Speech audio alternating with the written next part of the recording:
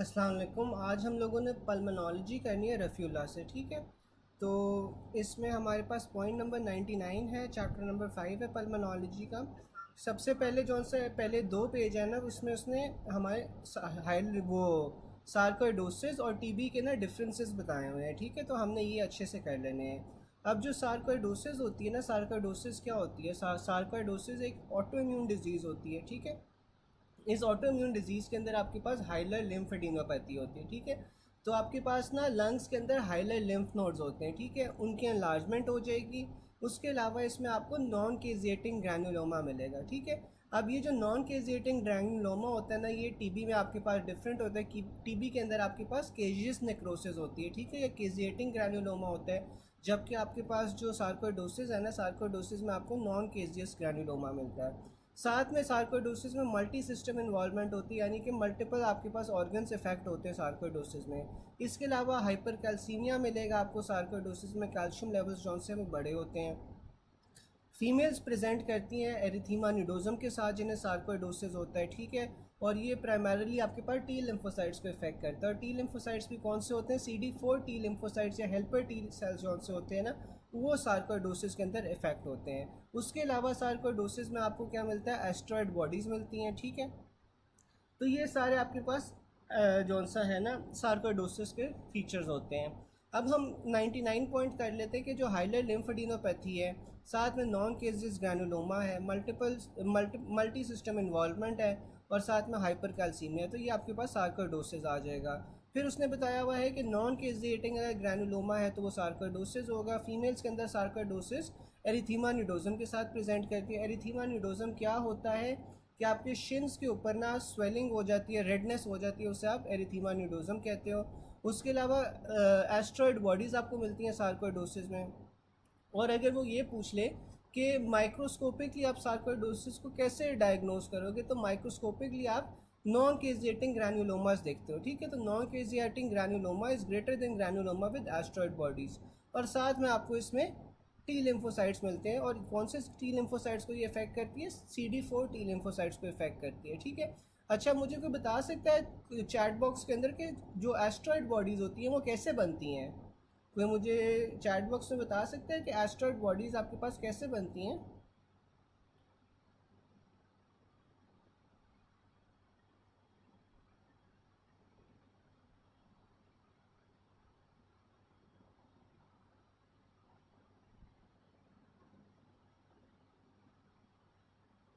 अब ये जो एस्ट्रॉयड बॉडीज़ है ना, ये एस्ट्रॉयड बॉडीज़ आपके पास मल्टी न्यूक्लिएटेड जाइंट सेल्स होते हैं, ठीक है।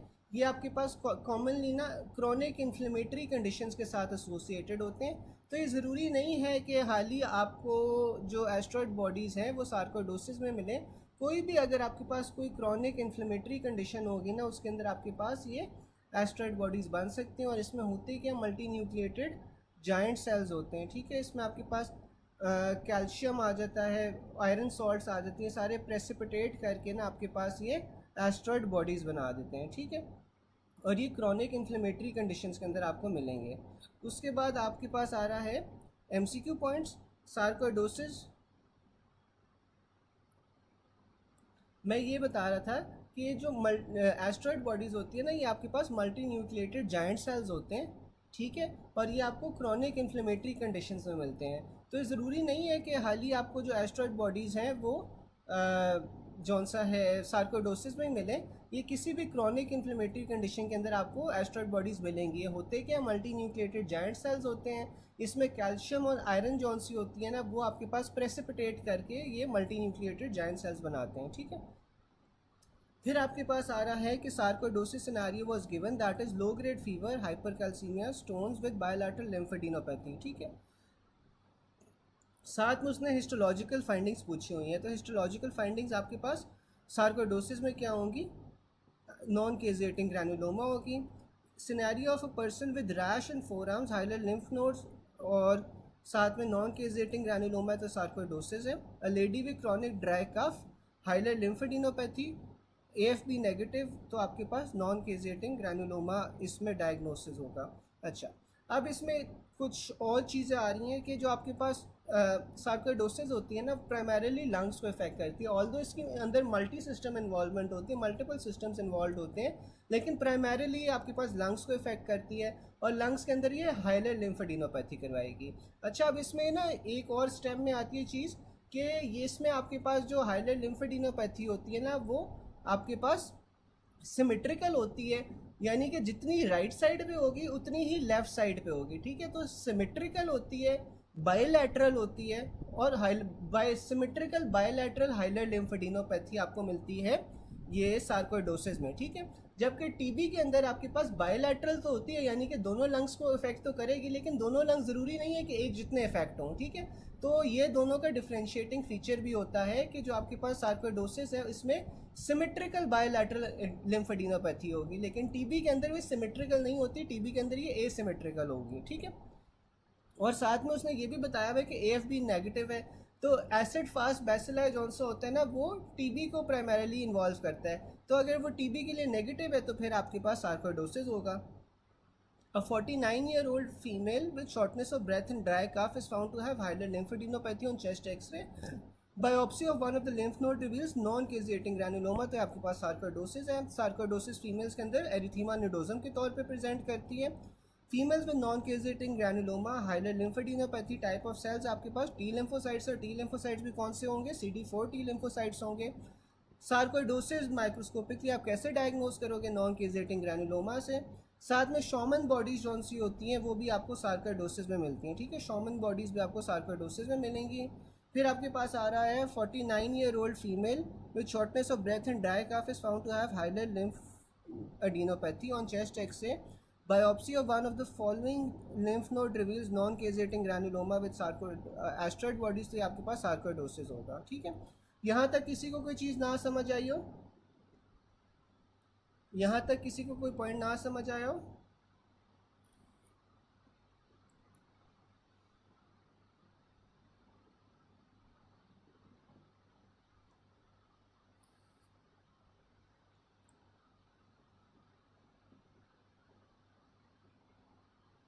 चलो, फिर आपके पास आ रहा है कि interstitial lung disease with non caseating granuloma और हाइलर लिम्फ नोड्स। ठीक है, तो अगेन ये सार्कोइडोसिस है। अच्छा, अब नॉन केजिएटिंग ग्रैनुलोमास तो आपके पास सार्कोइडोसिस में होते हैं। अगर वो केजिएटिंग ग्रैनुलोमा पूछ ले या केजियस नेक्रोसिस पूछ ले, तो केजियस नेक्रोसिस या केजिएटिंग ग्रैनुलोमा आपके पास फिर टीबी में होता है। नॉन केजिएटिंग ग्रैनुलोमा सार्कोइडोसिस में होगा।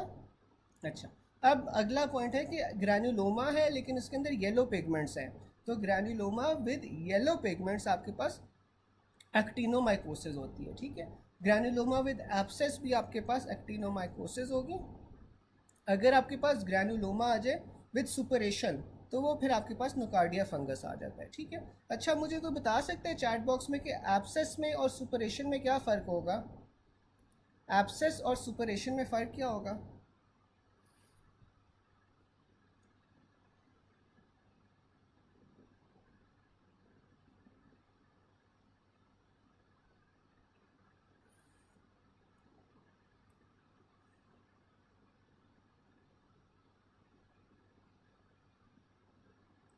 अच्छा, जो एब्सेस होती है ना, एब्सेस आपके पास लोकलाइज्ड होती है। ठीक है, एब्सेस जौन सी होती है वो पस होती है, लेकिन वो पस जो आपके पास लोकलाइज किसी जगह पे हो ना, उसे आप एब्सेस कहते हो। ठीक है, तो वो आपके पास ना एक्टिनोमाइकोसिस में होती है। ठीक है, बिल्कुल जैसे डॉक्टर मुख्तावर भी बता रही हैं। और जो आपके पास सुपरेशन है ना, सुपरेशन आपके पास वाइड स्प्रेड अगर पस की एक्यूमुलेशन हो जाए ना, तो उससे फिर आप सुपरेशन कहते हो। और जो सुपरेशन के साथ ग्रैनुलोमाज एसोसिएटेड होते हैं वो आपको नोकार्डिया फंगस के अंदर मिलते हैं, जबकि एब्सेस के साथ और साथ में येलो पिगमेंट्स अगर ग्रैनुलोमा में आ जाएं तो फिर आपके पास ये एक्टिनोमाइकोसिस होगा।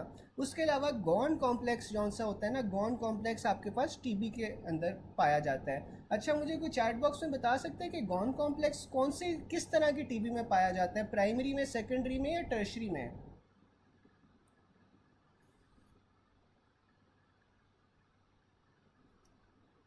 अच्छा, मुझे कोई बता सकता है कि जो आपके पास गॉन कॉम्प्लेक्स है वो आपके पास प्राइमरी टीबी में होता है, सेकेंडरी?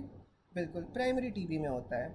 ठीक है, तो प्राइमरी टीबी में आपको गॉन कॉम्प्लेक्स मिलेगा। गॉन कॉम्प्लेक्स में आपके पास क्या होता है, जो ये एसिड फास्ट बेसिलाई होते हैं ना, इसके खिलाफ आपके पास एंटीबॉडीज़ बनती हैं, ठीक है। और ये एंटीबॉडीज़ जो सी है ना, एक कॉम्प्लेक्स बना देती हैं with the acid fast bacilli, ठीक है। तो आपको लंग्स के अंदर ना एक शैडो मिलता है, ठीक है, जिसे आप ये गॉन कॉम्प्लेक्स कहते हो, ठीक है। एक सर्कुलर शैडो मिलेगा जिसके अंदर थोड़े से एसिड फास्ट बेसिलाई होंगे, और उसके खिलाफ जो एंटीबॉडीज़ आपने बनाई हुई है ना, प्राइमरीली वो होती हैं, ठीक है। और ये एक शैडो बना देती है लंग के अंदर, जिससे आप गॉन कॉम्प्लेक्स कहते हो। जो गॉन कॉम्प्लेक्स है ये प्राइमरी टीबी की फाइंडिंग है, ठीक है। एरिथीमा नोडोजम तो डॉक्टर साहिबा ये होता है ना कि आपके पास शिन के ऊपर नॉर्मली जौन सा है वो रेड कलर के नोड्यूल्स बन जाते हैं, उसे आप एरिथीमा नोडोजम कहते हैं। और ये फीमेल्स के अंदर कैरेक्टरिस्टिक फाइंडिंग होती है सार्कोइडोसिस की, ठीक है।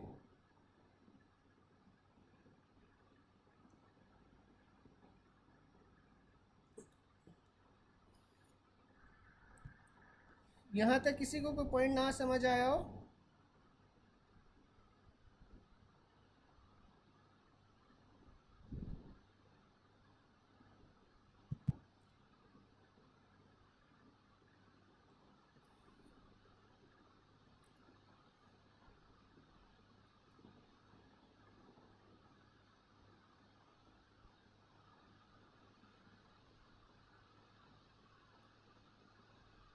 चलें फिर हम आगे चलते हैं कि a patient had tooth extraction on microscopic feature of actinomycosis infection। तो एक्टिनोमाइकोसिस आपके पास कब होती है? एक्टिनोमाइकोसिस में आपको क्या मिलता है? ग्रैनुलोमा मिलता है विद एब्सेस, ठीक है। एक तो हमें एक्टिनोमाइकोसिस में ग्रैनुलोमा मिल रहा था जिसके अंदर एब्सेस थी, और साथ में आपको दूसरी क्या पॉइंट था एक्टिनोमाइकोसिस का, कोई मुझे चैट बॉक्स में बता सकता है किस कलर के आपको पिगमेंट्स मिलेंगे? एक्टिनोमाइकोसिस इन्फेक्शन में किस कलर के पिगमेंट्स मिलेंगे हमें?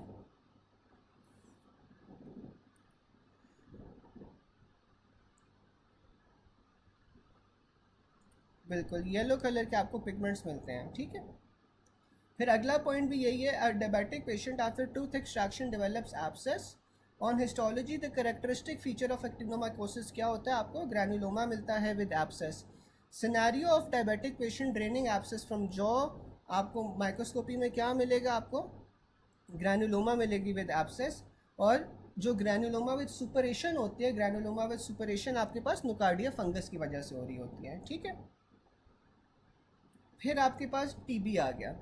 अब टीबी में आपके पास क्या होता है? एपिथेलियोइड सेल्स होते हैं in tuberculous granuloma derive from macrophages. अच्छा, अब जो एपिथेलियोइड सेल्स होते हैं ना, एपिथेलियोइड सेल्स कैरेक्टरिस्टिक होते हैं टीबी इन्फेक्शंस के लिए, ठीक है। तो जहाँ पे भी आपको एपिथेलियोइड सेल्स मिलेंगे ना स्टेम के अंदर, तो आपने हमेशा टीबी का सोचना है, ठीक है। अब एपिथेलियोइड सेल्स में होता है कि आपके पास जायंट मैक्रोफेजेस होते हैं, ठीक है। बहुत सारे मैक्रोफेजेस आपस में फ्यूज करके जायंट मैक्रोफेजेस बना देते हैं, which is a hallmark of TB infections, ठीक है। तो एपिथेलियोइड सेल्स कहाँ से डिराइव हो रहे हैं वो पूछ रहा है, वो मैक्रोफेजेस से आपके पास डिराइव हो रहे हैं, और ये टीबी ग्रैनुलोमास में आपको मिलते हैं। Which of the following is most characteristic of granuloma? तो टीबी के ग्रैनुलोमा की सबसे कैरेक्टरिस्टिक बात क्या होती है कि इसमें एपिथेलियोइड सेल्स मिलते हैं, क्योंकि एपिथेलियोइड सेल्स स्पेसिफिक होते हैं, कैरेक्टरिस्टिक होते हैं टीबी इन्फेक्शंस के लिए। प्राइमरी ग्रैनुलोमा कॉम्प्लेक्स आपके पास इस ग्रैनुलोमा विद सराउंडिंग लिम्फेटिक्स, और ये किस चीज़ की बात कर रहे हैं? ये गॉन कॉम्प्लेक्स की बात कर रहे हैं। जो गॉन कॉम्प्लेक्स होता है वो आपको प्राइमरी टीबी में मिलता है, और साथ में ये लिम्फेटिक से साथ एसोसिएटेड होता है, ठीक है। अब patient with cervical lymphadenopathy, chest X-ray में आपको बायलैटरल हाइलर लिम्फेडिनोपैथी मिल रही है, बायोप्सी में आपको केजिएटिंग एपिथेलियोइड ग्रैनुलोमास मिल रहे हैं। तो अगेन ये आपके पास टीबी का सिनेरियो होगा, ठीक है। अब मैंने आपको बताया था कि जो बायलैटरल हाइलर लिम्फेडिनोपैथी है ना, ये आपके पास टीबी में और सार्कोइडोसिस दोनों में होगी, लेकिन जो सार्कोइडोसिस है उसमें ये सिमेट्रिकल होगी, ठीक है।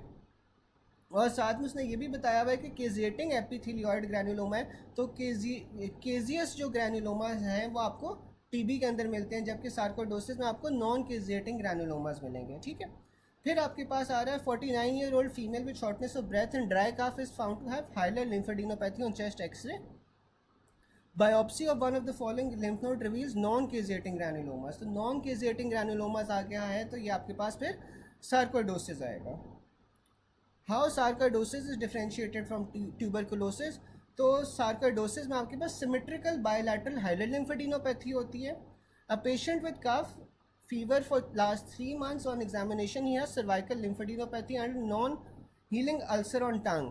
Histology shows granuloma with caseous necrosis. ठीक है, तो अब ये यहाँ पे वो क्या क्या कह रहा है कि आपके पास सर्वाइकल लिम्फेडिनोपैथी है, नॉन हीलिंग अल्सर है टंग के ऊपर, ग्रैनुलोमा आपको मिला है हिस्टोलॉजी पे जिसमें केजियस नेक्रोसिस है, चेस्ट एक्सरे में आपको बायलैटरल हाइलर लिम्फेडिनोपैथी मिल रही है। तो ये केजियस नेक्रोसिस की वजह से हमारे पास डायग्नोसिस जो सा है वो फिर टीबी का बन जाएगा। 35-year-old lady gives 5 to 6 months history of low grade fever. अब टीबी में जौन से ना आपके पास लो ग्रेड फीवर होता है, ये भी आपने याद रखना है। साथ में आपको मलेज हो रही है, जनरलाइज बॉडी वीकनेस है। A week ago she had right renal colic pain, हफ्ता पहले उसे रीनल कॉलिक पेन हुई है। एक्सरे में आपको बायलैटरल हाइलर लिम्फेडिनोपैथी मिल रही है, साथ में बायलैटरल मिड जोनल मॉटलिंग मिल रही है। एक्सरे में आपको अब्डोमेन के अंदर कैलकुलाई नज़र आए हैं, राइट किडनी के अंदर। The bronchial biopsy revealed multiple non caseating granulomas. ठीक है, तो ये आपके पास स्टेटमेंट जौन से आपको डायग्नोसिस की तरफ लेके जा रही है कि ब्रोंकियल बायोप्सी के अंदर आपको नॉन केजिएटिंग ग्रैनुलोमास मिले हैं। तो ये फिर किस चीज़ का सिनेरियो हो जाना चाहिए? सार्कोइडोसिस का सिनेरियो होगा। और सार्कोइडोसिस हमने पढ़ा था कि ये मल्टी सिस्टम इन्वॉल्वमेंट होती है इसमें। ठीक है, तो इसमें आपके पास राइट किडनी भी इन्वॉल्व हुई है। ठीक है, उसके अलावा आपके पास क्या है कि आपको कैलकुलाई भी मिले, क्योंकि आपने पढ़ा था कि जो इसमें कैल्शियम लेवल्स हैं वो भी इंक्रीज़ होते हैं, हाइपर कैल्सीमिया होता है सार्कोइडोसिस में। ठीक है, और फिर इसमें वो पूछ रहा है कि कौन से सेल्स अफेक्टेड हैं, तो वो टी लिम्फोसाइट्स हैं। और टी लिम्फोसाइट्स पे आपके पास कौन से होंगे? CD4 टी लिम्फोसाइट्स होंगे। ठीक है, तो ये सार्कोइडोसिस का सिनेरियो आ जाएगा। फिर आपके पास आ रहा है an alcoholic female presented with cough with hemoptysis and history of 4 kg weight loss in the last few months। तो अल्कोहलिक फीमेल है, उसे कफ है, साथ में हिमोप्टेसिस है, history of 4 kg weight loss है पिछले महीनों में, साथ में उसका टेम्परेचर जो है वो 38.5 है, प्लूरेटिक चेस्ट पेन है। चेस्ट एक्सरे के अंदर आपको बायलैटरल पेरी हाइलर लिम्फेडिनोपैथी मिली है। एल्वुलाई वॉश आउट में आपको एपिथेलियोइड सेल्स मिले हैं। अब ये देखो एल्वुलाई के अंदर आपके पास यहाँ पे क्या आ रहे हैं? एपिथेलियोइड सेल्स आ रहे हैं। तो एपिथेलियोइड सेल्स हमने पढ़ा था किसका कैरेक्टरिस्टिक फीचर थे? ये आपके पास टीबी का कैरेक्टरिस्टिक फीचर थे। ठीक है, न्यूट्रोफिल्स उसने 78 बता दिए, लिम्फोसाइट्स 8 बता दिए, इयोसिनोफिल्स आपके पास 3 बता दिए। तो ये आपके पास फिर ट्यूबरकुलोसिस हो जाएगा। कैलकुलाई बिल्कुल टीबी में भी हो सकते हैं, कैलकुलाई टीबी में भी हो सकते हैं। ठीक है, तो ये दोनों में हो सकते हैं। ये कोई जॉनसन है स्पेसिफिक कैलकुलाई से हमें नहीं पता चल सकता कि टीबी है या सार्कोइडोसिस है, हमें ये नहीं पता चल सकता, क्योंकि ये टीबी में भी हो सकते हैं, सार्कोइडोसिस में भी हो सकते हैं। ठीक है, लेकिन वो जो उसने बताया हुआ है ना कि यहाँ पे नॉन केजिएटिंग ग्रैनुलोमास हैं, तो नॉन केजिएटिंग ग्रैनुलोमास की वजह से आप फिर डिफ्रेंशिएट कर सकते हो कि नहीं यार ये सार्कोइडोसिस होना चाहिए। ठीक है, तो जो आपके पास कैलकुलाई है ना, कैलकुलाई आपके पास दोनों हो सकते हैं। जी बिल्कुल, CD4 टी लिम्फोसाइट्स होंगे। तो यहाँ पे जो ऑप्शंस होंगी ना, ऑप्शंस में बेस्ट ऑप्शन शायद टी लिम्फोसाइट्स का हो। ठीक है, वहाँ पे स्पेसिफिकली CD4 टी लिम्फोसाइट्स नहीं दिया होगा, तो इसलिए आप टी लिम्फोसाइट्स चूज़ कर रहे हो। लेकिन टू बी मोर स्पेसिफिक आपके पास CD4 टी लिम्फोसाइट्स होते हैं। ठीक है, चलें फिर आगे चलते हैं कि कैरेक्टरिस्टिक ऑफ टीबी ग्रैनुलोमा।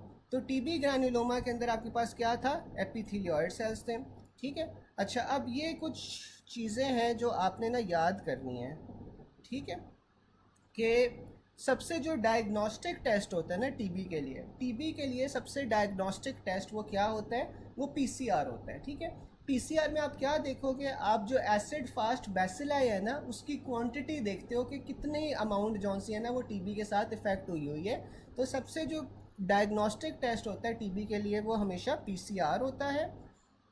उसके बाद आपके पास फिर AFPs होते हैं, यानी कि एसिड फास्ट बैसिलाई आप देखते हो। और तीसरा जो है ना सबसे डायग्नोस्टिक आपके पास केजियस नेक्रोसिस होती हैं। ठीक है, तो ये ऑर्डर आपने याद रखना है कि डायग्नोस्टिक टेस्ट टीबी के लिए सबसे ज़्यादा PCR होगा, फिर एसिड फास्ट बैसिलाई, और फिर आपके पास केजियस नेक्रोसिस। तो ये आपके पास टीबी के लिए डायग्नोस्टिक्स होंगे। फिर आपके पास हिस्टोलॉजिकली अगर आप पूछो तो हिस्टोलॉजिकली आपके पास एपिथेलियोइड सेल्स आ जाते हैं is greater than caseous necrosis. जबकि आप माइक्रोस्कोपिकली अगर पूछो तो माइक्रोस्कोपिकली आपके पास caseous is greater than epithelioid. I know it sounds a bit confusing कि हिस्टोलॉजिकली और माइक्रोस्कोपिकली एक ही जैसी चीज़ लगती है, लेकिन ये आपने ना CPSP के स्टेम्स होते हैं और ये इसी तरह इसकी स्टेटमेंट्स याद करनी होती हैं कि अगर वो हिस्टोलॉजिकली पूछे तो हिस्टोलॉजिकली आपके पास एपिथेलियोइड sales is greater than caseous, और माइक्रोस्कोपिकली पूछे तो microscopically caseous is greater than एपिथेलियोइड। ठीक है। अच्छा, अगर वो डेफिनेटिव टेस्ट पूछ ले तो डेफिनेटिव टेस्ट आपके पास स्पूटम AFPs होते हैं। ठीक है। तो आप स्पूटम का जो है वो कल्चर लोगे, स्पूटम के कल्चर के अंदर आप एसिड फास्ट बेसिलाई देखोगे, तो ये आपके पास कौन सा है, वो डेफिनेटिव टेस्ट होगा। इनिशियल टेस्ट TB के लिए क्या होता है, तो इनिशियल टेस्ट के अंदर आपने चेस्ट एक्सरे करवा लेना है। आपके पास ये इनिशियल टेस्ट हो जाएगा जिससे आप हाँ सोच सकते हो कि हाँ ये TB की तरफ बात जा रही है। और करेक्टरिस्टिक या डायग्नोस्टिक ऑफ ग्रैन्युलोमा क्या होगा, तो ग्रैन्युलोमा का जो करेक्टरिस्टिक या डायग्नोस्टिक फीचर होता है वो आपके पास एपिथेलियोइड सेल्स आ जाते हैं। फिर आपके पास आ जाता है डायग्नोस्टिक ऑफ ग्रैन्युलोमा, तो डायग्नोस्टिक ऑफ ग्रैन्युलोमा आपके पास एपिथेलियोइड सेल्स होंगे। और histological feature of TB granuloma क्या होता है कि एपिथेलियोइड सेल्स होते हैं। ठीक है। डॉक्टर साहब ये जीन एक्सपर्ट का आप क्या पूछ रही हैं?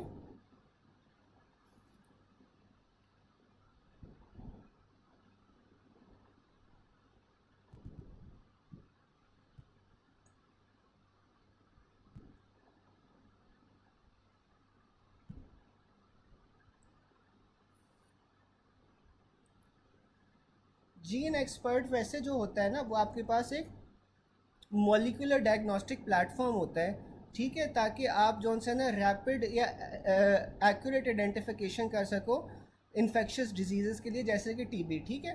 तो ये जो जीन एक्सपर्ट होते हैं ना, ये आपके पास एक मॉलिक्यूलर डायग्नोस्टिक प्लेटफॉर्म होता है जिससे आप तेज़ी से और जल्दी जौन सा है वो इन्फेक्शियस डिजीज़ का पता करवा सकते हो। ठीक है।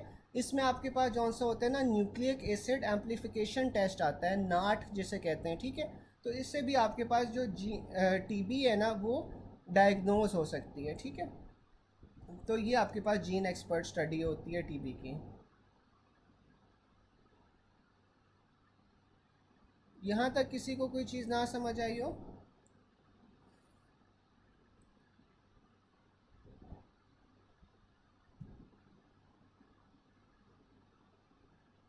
जी जी, स्पूटम कल्चर के अंदर, वो स्पूटम के अंदर जौन सा है ना, फिर आपने वो न्यूक्लिक एसिड एम्पलीफिकेशन टेस्ट करवाते हो। ठीक है। यहाँ तक किसी को कोई चीज़ ना समझ आई हो?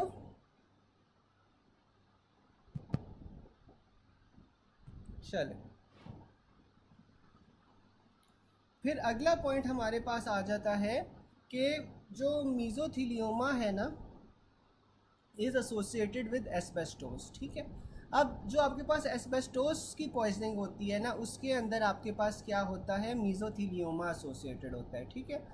एस्बेस्टोस आता कहाँ से, एस्बेस्टोसिस कैसे होती है, ये कोई बता सकता है? एस्बेस्टोस का सोर्स अगर पूछ लिया जाए तो वो क्या होगा?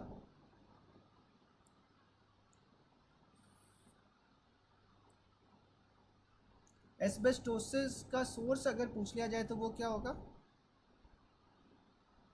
Tuberculin skin test. अच्छा, जो ट्यूबरकुलिन स्किन टेस्ट है ना that is not a very good test, या आप इस तरह कह सकते हो कि आजकल ना ये ऑब्सोलीट हो गया है। ठीक है। ट्यूबरकुलिन स्किन टेस्ट बिल्कुल किसी ज़माने में जौन सा है वो यूज़ होता था। उसमें आप क्या करते हो, उसमें आप जौन सा है ना एंटीबॉडीज़ जौन सा है वो इंजेक्ट करते हो। एंटीबॉडीज़ आप इंजेक्ट करते हो स्किन के अंदर। ठीक है। और फिर आप जौन सा है ना उसके अराउंड आप देखते हो कि आपको स्वेलिंग मिलती है, या फिर उस जगह के अराउंड ना आपको पास एरिथीमा होता है। और वो एरिथीमा अगर ज़्यादा हो तो उससे आपको एक अंदाज़ा हो जाता था कि हाँ ये TB है या नहीं है। ये आपके पास जौन सा ना टाइप 4 हाइपर सेंसिटिविटी एक रिएक्शन होता है जिस वजह से आपके पास ये ट्यूबरकुलिन स्किन टेस्ट, ये वहाँ पे आपके पास एरिथीमा होता है, लेकिन ये अब एब्सोल्यूट हो गया, ये इतना यूज़ नहीं होता।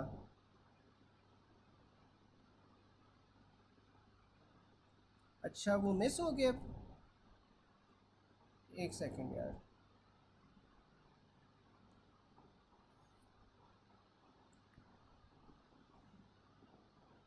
जी जी, मैं देख रहा हूँ।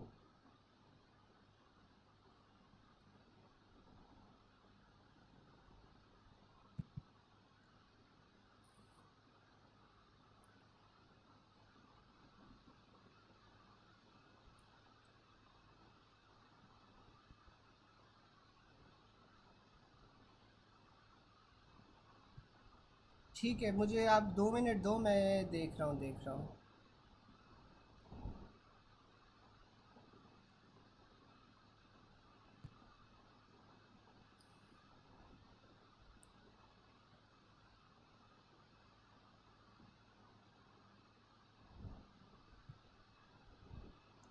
ये वाला 78 है पेज। यार ये मुझे ज़रा देख के बता दो, यही 78 पेज है?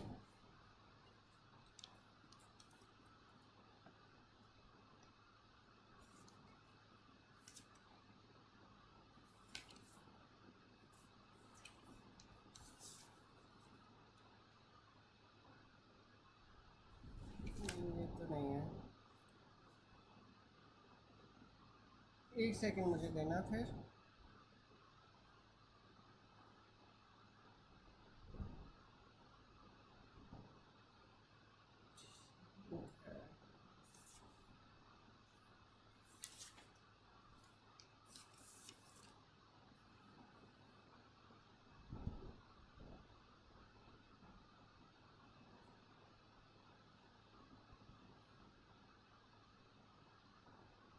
ठीक है, मैं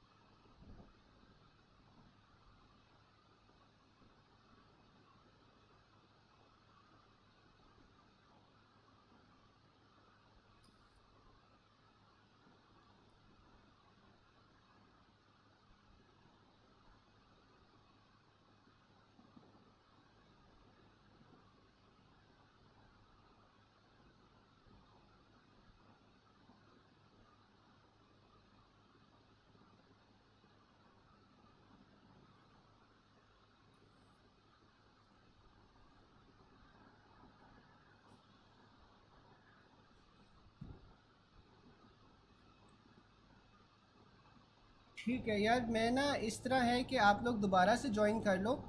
मैं ना वो पेजेस जौन सा है वो शेयर कर रहा हूँ, ठीक है? वो शेयर करके मैं आपको दोबारा से लिंक भेज रहा हूँ, तो आप फिर दोबारा से ज़रा ज्वाइन कर लो, ठीक है?